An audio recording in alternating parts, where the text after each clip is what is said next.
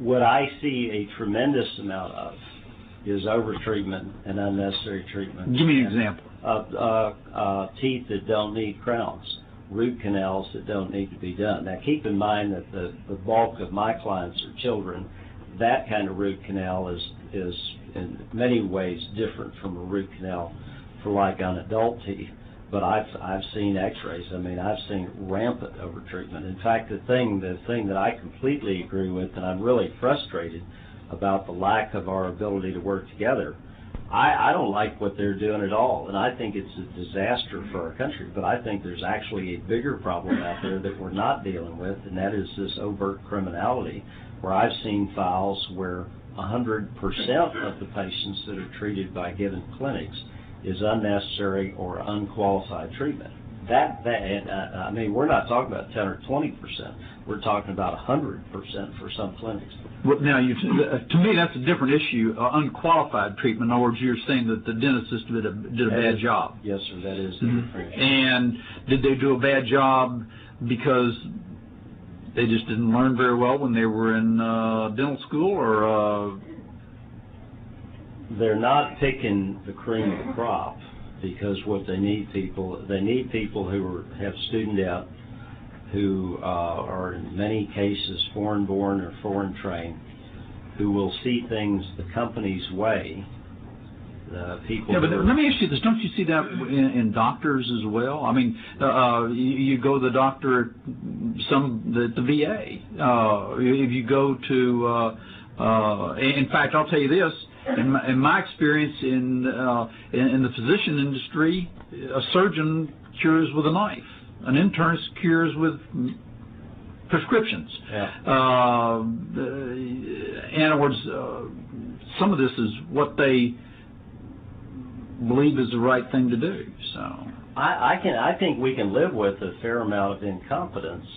The thing that I find well, we really can. But lawyers are plaintiff lawyers can be incompetent too. I mean, incompetence isn't going to kill us. The thing that troubles me is this incessant focus on profit at the cost of quality of care, meeting the needs of the patients, taking care of the patients. It's extremely important to us to be able to trust our healthcare professionals, and when they're just car salesmen, we got a problem, and that's frankly what's happening.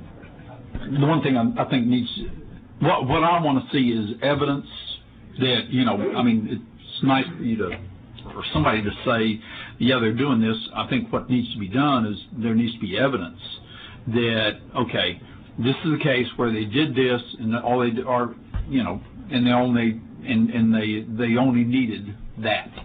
I'm a canary in a coal mine. I've got 45 depositions. I've got 3 million documents. Send me a subpoena, and I'll give you reading material for the rest of your life. Now, I actually do, and I've provided charts, and I've provided summaries, and I've been giving this stuff to every authority. Everybody with a badge that I can find, I give this stuff to. Yeah, Jim, and let me say this, and again, I don't know, I should call you Mr. Moriarty. It's hard to say. But having said that is, you are very concerned, and you have impressed me with your diligence. Mr. Moriarty has put together meetings with district attorneys, and has Mr. Fletcher, Representative Fletcher, and Representative Fletcher asked me to be a part of some of these meetings. Unfortunately, my schedule didn't always allow for that, but I got briefed or was in a conference call, and I hear your concern. So as we wrap your testimony up, you said something earlier about where America is and that we have something that we could do about it. What were you saying again so that I can remember this? The biggest economic problem we will face over the next 20 years is not Medicare, it's not Social Security, and it's not the wars we've been in, and it's not even the money we're borrowing. It's money we're spending on health care. It's Medicare, it's Medicaid, and it's health care costs generally.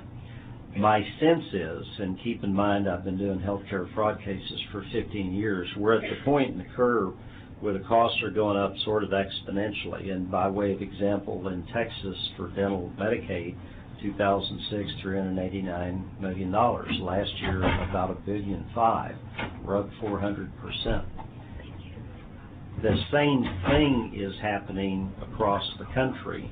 We have these convoluted thoughts about, well, we just need to throw more money at Medicaid and that's going to cure all the problems. Throwing more money at Medicaid isn't curing the problem. Throwing more money at Medicaid is causing the problem to be worse.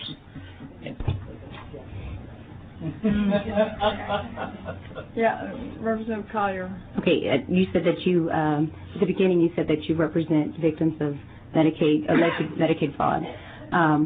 Okay, and I understand that that's why you want to see some oversight here, but in this bill, does it specifically address Medicaid fraud?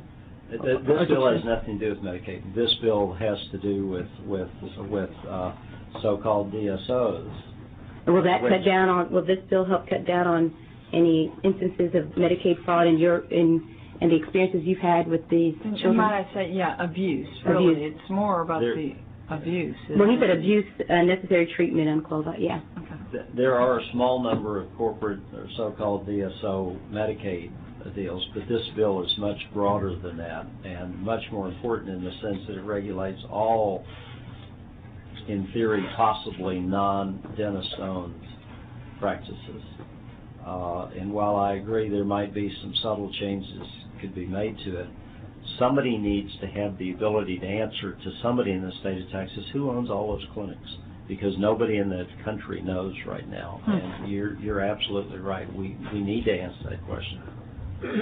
So you don't think that this bill addresses the abuses, the alleged abuses of Medicaid fraud? Only indirectly. Okay. Huh.